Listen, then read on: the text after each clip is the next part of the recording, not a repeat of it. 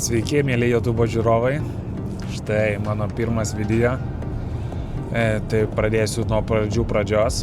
Esu Mindaugas. Vartus montuoju, parduodu, remontuoju. Ir kitaip esu prisilietęs prie vartų jau apie 10 metų. Pradėjau kaip technologas didelė įmoniai vartų gamintojo. Tada gyvenimas susiklostė, persikrausčiau į Vilnių.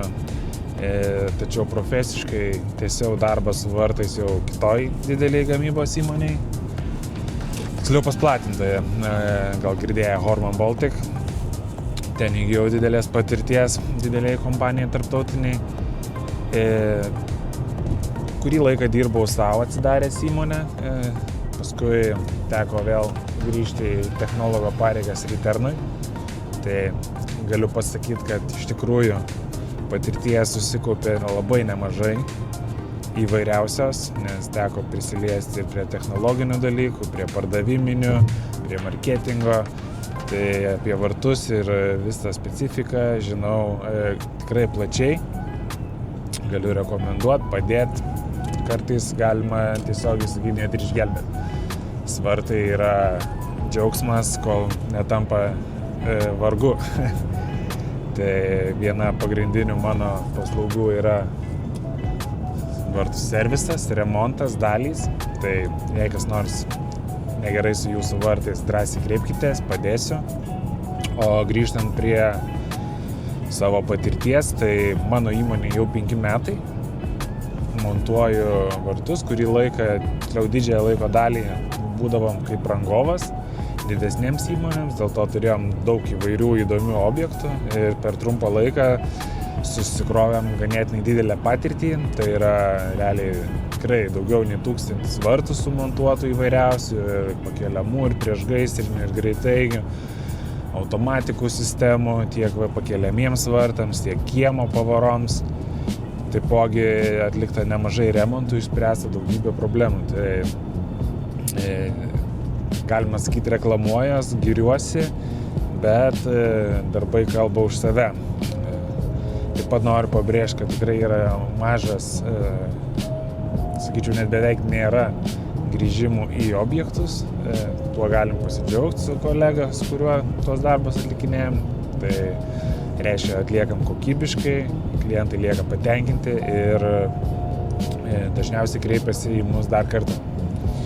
Taigi, šiandieną, kaip matot, vykstu į objektą. Šiandien yra matavimų diena, tai pasiskirstau savaitę, vieną dieną ir prisidedu, jeigu būnu kažkur netoliese ir montavimo metu ar serviso.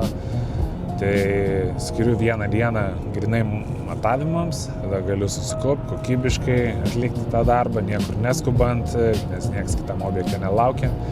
Tai ir klientui patogu, tačiau pats užkirtų kelią klaidos tikimybei, kuri vėliau gali kainuoti daug nervų ir pinigų. Taigi, šiandien važiuojam į Prienų rajoną, matuosime 2 varčiukus. Savo įrangą. Lazeriukas vienas, lazeriukas kitas. Vartukai nedideli turėtų būti, 3,5, 2,50 su automatika. Klientas prašė, kad pamatuočiau, nematau jokių problemų, nes tai, kaip ir sakiau, padeda išvengti didesnių problemų ateityje.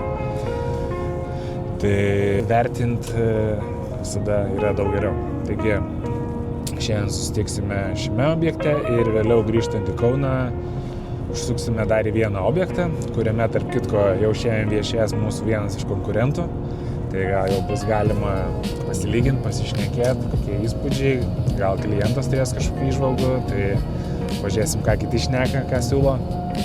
Ir pasimatuosime, pasiūlysim savo variantą. Nebūtinai pigiausia, tačiau už kokybę atsakom, platinam gero gamintojo vartus, kokybiškus, su 10 metų garantija segmentui. O net jeigu ir kas nutiktų, visada gali mus kreiptis, esam vieši, nebijom parodyti savo veidą. Tai tiesiog konkurencija aštri, ypatingai Kaune, gamintojų, platintojų pilna, kiekvienas, kuris yra dirbęs ar montavęs kitai įmonį, atsidaro savo ir tokiu būdu dabar galima susirasti pilną. Tai paslaugos LT ir skelbiu LT, visur ta prasme. Štai gal gražus miestelis. Ką, įvyko pamontavimas, situacija neaiški, kaip visada dažniausiai, gerai, kad atvažiavom, yra niuansų, tai kaip ir yra viskam sprendimai, kaip ir šiuo atveju, tai pirmi didieji vartai bus kylantis laipsniškai į viršų, tai taip išsaugosim vietą tiek keltuvui, tiek išspręsim problemą, kad angos nėra visai statmenos. Ką aš turiu omenyje, kai montuoji vartus, reikia, kad bėgiai būtų pastatyti su įstrižainėmis. Tai yra atstumai tarp bėgių turi būti visada vienodi. Jų atveju anga yra siaurėjanti.